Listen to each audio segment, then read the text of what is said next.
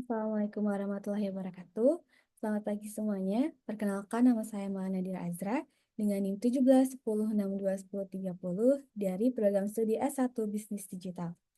Pada kesempatan kali ini saya ingin mempresentasikan seminar proposal atau proposal skripsi saya yang berjudul Pembentukan Customer Loyalty pada Layanan Mobile Banking ditinjau dari persepsi pengguna. Isi dari presentasi ini mencakup bab 1 sampai dengan 3. Dan dalam pembuatan skripsi ini, saya dibimbing oleh dua dosen, yaitu Prof. Usep Suhud sebagai dosen pembimbing 1 dan juga Ibu Menta Barabrutu selaku dosen pembimbing kedua.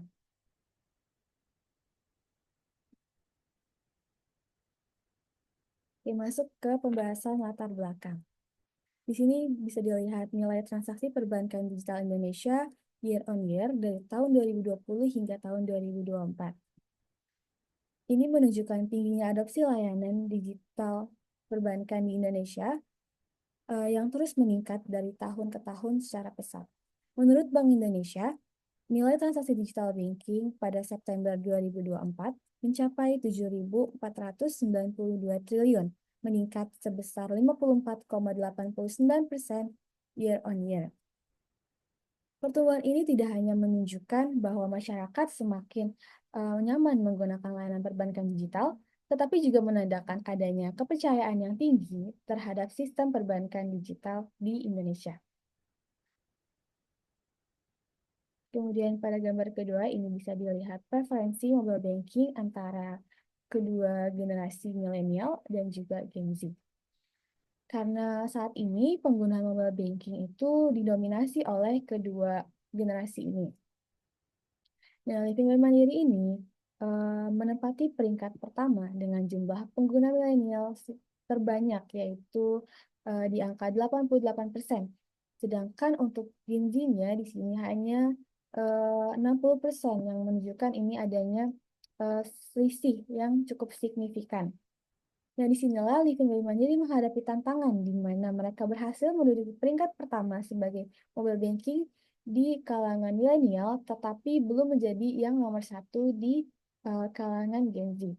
Dan perbedaan inilah yang menjadi dasar ketertarikan untuk penulis mengkaji lebih lanjut faktor-faktor yang membuat Living by Mandiri menjadi pilihan utama bagi generasi milenial, tetapi belum menjadi pilihan utama bagi Gen Z.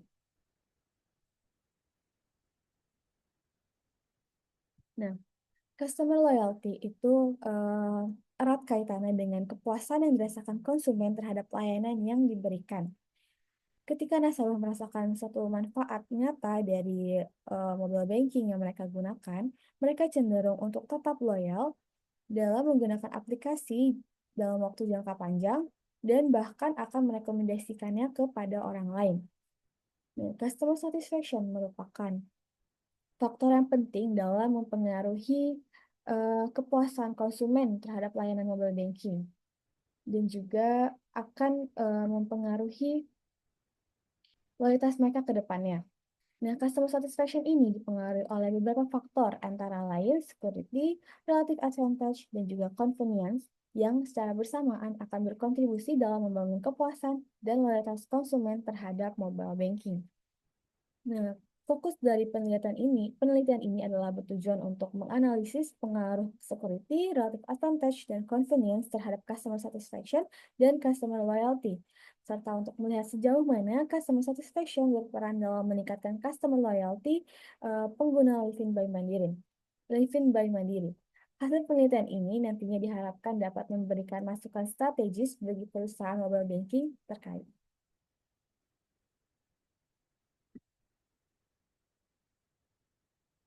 Oke, lanjut ke pertanyaan penelitian. Di sini ada 7, yaitu yang pertama, apakah security berpengaruh positif terhadap customer satisfaction Gen Z pengguna Living by Mandiri?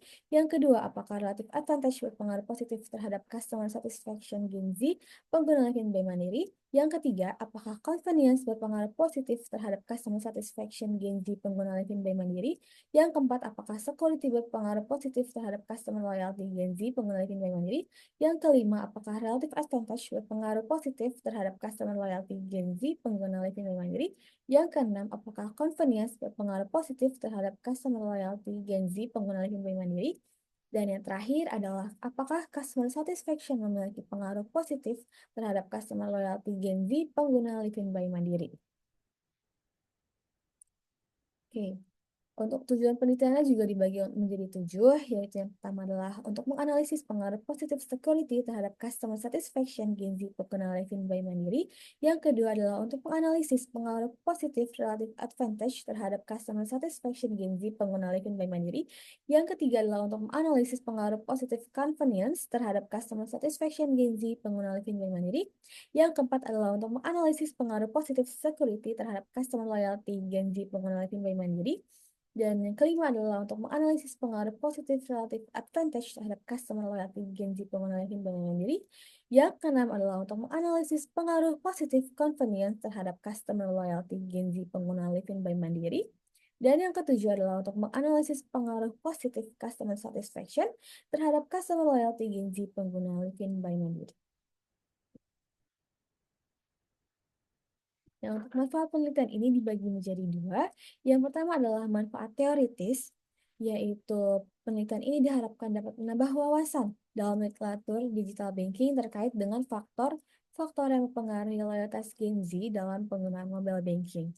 Dan juga diharapkan dapat memberikan kontribusi akademik dalam pengembangan teori terkait customer satisfaction dan customer loyalty di era digital ini. Lalu yang kedua adalah manfaat praktis, di mana penelitian ini diharapkan bisa membantu industri perbankan memahami faktor-faktor yang mempengaruhi kepuasan dan loyalitas nasabah mobile banking, sehingga nantinya mereka dapat menyusun strategi yang lebih tepat serta mendorong profitabilitas jangka panjang. Oke, masuk ke pembahasan di bab 2 ini. Yang pertama adalah literatur review. Di sini ada 3X, yang X pertama security, X kedua relative advantage, dan X tiga adalah convenience. Security sendiri itu adalah berkaitan dengan persepsi pengguna terkait tingkat keamanan sistem, di mana mencakup pelindungan data pribadi dan juga transaksi finansial. Di sini penulis mengadopsi dimensi dari Jahan dan Sahria tahun 2022, di mana dibagi menjadi dua, yaitu yang pertama safety of personal information, dan yang kedua adalah monetary safety. Kemudian X2 relative advantage itu penjelasannya adalah mengacu pada persepsi konsumen mengenai sejauh mana sebuah inovasi menawarkan manfaat lebih dibandingkan alternatif yang sudah ada saat ini.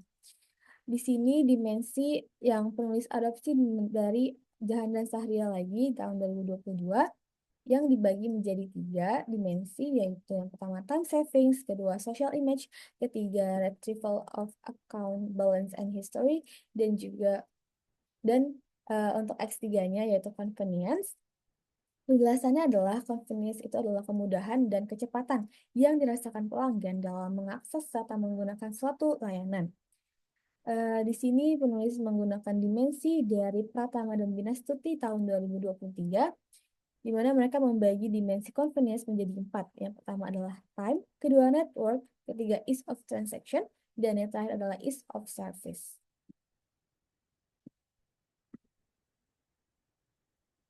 Oke, berikutnya adalah untuk variabel Y-nya. Yang pertama adalah customer satisfaction.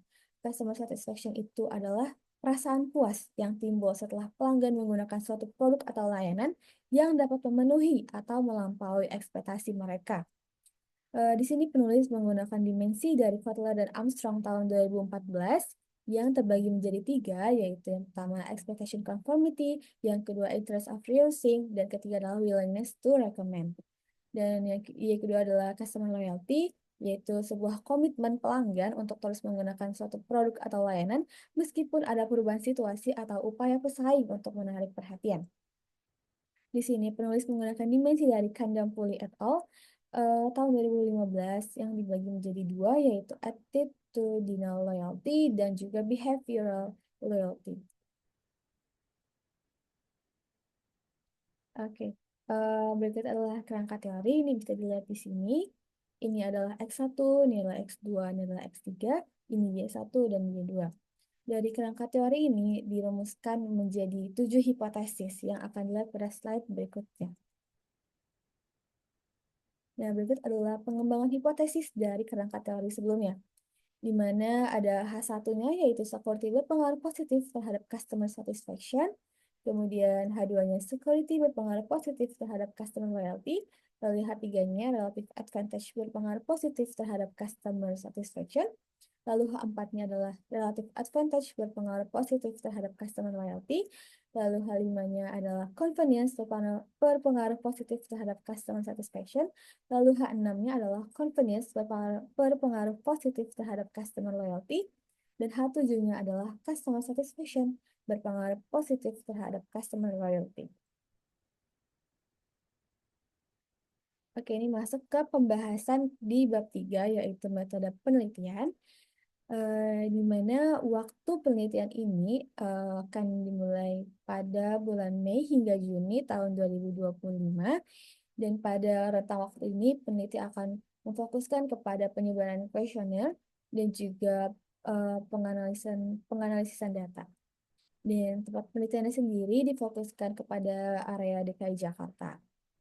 Kemudian untuk desain penelitiannya, di sini menggunakan metode analisis kausal, yang mana metode ini digunakan untuk mengidentifikasi dan menguji hubungan sebab akibat antara variabel-variabel yang diteliti.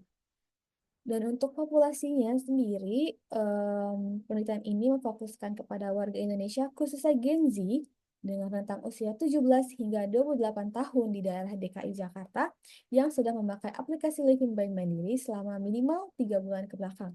Alasan peneliti menggunakan rentang usia 17 hingga 28 tahun karena dinilai rentang usia ini sudah cukup matang untuk menentukan pilihan mereka, dan juga minimal usia untuk membuka m-banking itu adalah 17 tahun. Dan untuk sampelnya sendiri, di sini peneliti menggunakan purposive sampling dengan penentuan jumlah sampel mengacu pada pedoman Hare et al. Tahun 2010, yang mana jumlah sampel dihitung berada di mana jumlah sampel yang dihitung berada pada kisaran 5 hingga 10 kali jumlah indikator variabel, atau rumusnya bisa dilihat di bawah sini, yaitu N sama dengan 5 sampai 10 dikali jumlah indikator yang digunakan. Dan di penelitian ini, peneliti ada 46 indikator, maka jumlah sampel responden yang dihitung adalah 46 dikali dengan 6 sama dengan 276 responden. Namun untuk memastikan kecukupan data serta mengantisipasi adanya kemungkinan data yang tidak valid, maka jumlah sampel dalam penelitian ini akan dibulatkan menjadi 300 responden. Dan alasan kenapa peneliti mengkalikan jumlah indikator dengan 6 adalah karena angka 6 ini dirasa cukup untuk merepresentasikan data yang dibutuhkan, dan juga dengan pertimbangan adanya keterbatasan waktu serta sumber daya yang tersedia. Oke, untuk skala pengukurannya di sini peneliti menggunakan skala Likert 1 sampai dengan 6. Dan sini bisa dilihat kriteria jawabannya dimulai dari bobot 1 yaitu sangat tidak setuju, bobot 2 tidak setuju, bobot 3 agak tidak setuju, bobot 4 agak setuju, dan bobot 5 setuju, hingga bobot 6 sangat setuju. Alasan pemilihan skala Likert 1 sampai 6 ini adalah untuk menghindari adanya jawaban yang bias dari responden dengan meniadakan pilihan netral. Karena dengan adanya pilihan netral itu akan mengurangi informasi yang dibutuhkan oleh peneliti.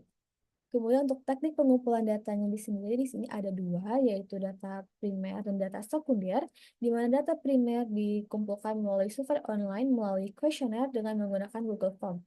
Kemudian data sekundernya ini dari sumber eksternal seperti artikel, jurnal, website, atau referensi lainnya.